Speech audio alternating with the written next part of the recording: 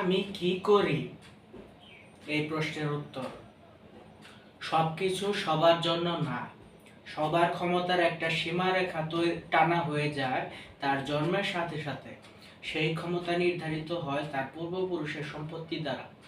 নিরাপত্তা জাল ব্র্যাকেটে 3টা কলা থাকলে তবেই একটা কলা খাওয়া ব্র্যাকেট ক্লোজ।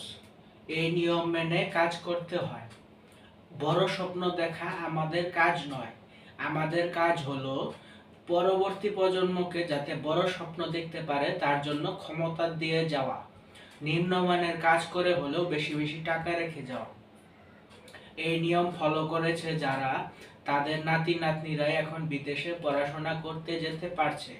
আপনার আমার দাদা নানার মতো মানুষের বংশধরেরা নয়, গেলেও অন্যের সাহায্য নিয়ে যেতে হচ্ছে। জীবনে অগ্রগতি সিঁড়িতে চড়ার মতো হওয়া উচিত, এক ধাপ করে।